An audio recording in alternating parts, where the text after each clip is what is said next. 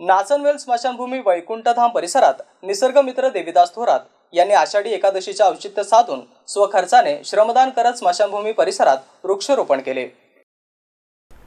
वृक्षवल्ली आम्हा सोयरी वनचरे पक्षीही सुसवरे आळविती जगद्गुरु संत तुकोबाराय यांनी आपल्या अभंगातून पर्यावरणाचे वृक्षाचे महत्त्व सांगितले आहे। एवढेच नाही तर छत्रपती शिवाजी महाराजांनी देखील आपल्या प्रतिज्ञापत्रात वृक्षाचे महत्त्व सांगितले आहे। नाचनवेल स्मशानभूमी वैकुंठधाम परिसरात अवलिया निसर्गमित्र देविदास थोरात यांनी आषाढी एकादशीचे औचित्य साधून स्वखर्चाने श्रमदान करत स्मशानभूमी परिसरात पर्यावरणपूरक सीसम, कडुलिंब, कारंजी अशा झाडांचे वृक्षारोपण केले आहे। यासाठी शेतकरी ज्ञानेश्वर शिंदे यांनी देखील सहकार्य केले आणि श्रमदान केले। त्याचबरोबर लावलेल्या वृक्षांची संगोपनाची जबाबदारी निसर्ग मित्राने घेतली आहे। तर प्रत्येक गावाची स्मशानभूमी ही निसर्गरम्य आणि सुंदर असावी असे मत देखील त्यांनी व्यक्त केले। याची सुरुवात त्यांनी स्वतःच्या गावातील स्मशानभूमीपासून केली आहे। प्रकाश मैंद, MC न्यूज, पिशोर। नमस्कार मित्रांनो, मी निसर्गमित्र देविदास थोरात आणि सर्व देशवासियांना आषाढी एकादशीच्या हार्दिक शुभेच्छा।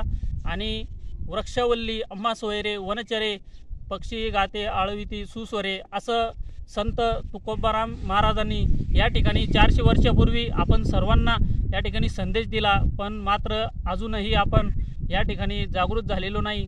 त्यामुळं या ठिकाणी मोठ्या प्रमाणावर वृक्ष लागवड करून या ठिकाणी संगोपन करणे गरजेचे आहे। याच माध्यमातून छत्रपती शिवरायांनी देखील आपल्या प्रतिज्ञापत्रामध्ये वृक्षांचं महत्त्व सांगितलेलं आहे। मित्रांनो, तर आपण या ठिकाणी झाडे लावून जगवणं गरजेचं आहे। याच माध्यमातून मी निसर्गमित्र देविदास थोरात गेल्या 10 वर्षापासून गावातील सार्वजनिक ठिकाणी वृक्ष लावून स्वतःच्या मुलाप्रमाणे त्यांचं संगोपन करत आहे।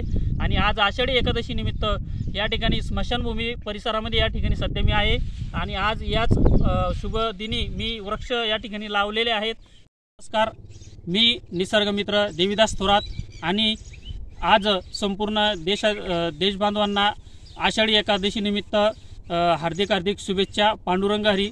आणि आज या आषाढी एकादशी निमित्त नाचनवेल येथील स्मशानभूमी परिसरामध्ये या ठिकाणी मी स्वखर्चाने 20 झाडांचे या ठिकाणी वृक्षारोपण केले आहे। आणि हे त्यामध्ये कारंजी, शीसम आणि लिंब असे पर्यावरणपूरक झाडांचं या ठिकाणी वृक्षारोपण केले आहे।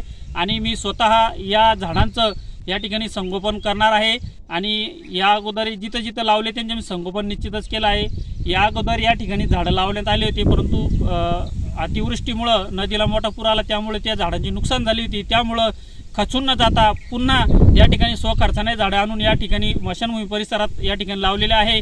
प्रत्येकाने आपल्या गावातील जे वैकुंठधाम आहे ते अतिशय पर्यावरणपूरक सुंदर असं या ठिकाणी केलं पाहिजे। हाच उद्देश ठेवून मी या ठिकाणी हे झाडं लावलेले आहेत, जेणेकरून इथं सुंदर या ठिकाणी परिसर निर्माण होईल, पर्यावरणपूरक या ठिकाणी वातावरण होईल, पाऊस पडेल आणि पर्यावरणासाठी खूप अतिशय उपयुक्त असं आहे। पावसाळ्यामध्ये झाडे लावताना आपल्याला लोक दिसतात, परंतु उन्हाळ्यात कोणीही संगोपन करत नाही। तर ज्यांनी या ठिकाणी झाडं लावली त्यांना विनंती आहे की त्या झाडाचं संगोपन करावं। एवढ्याच्या माध्यमातून सांगतो। जय हिंद, जय महाराष्ट्र।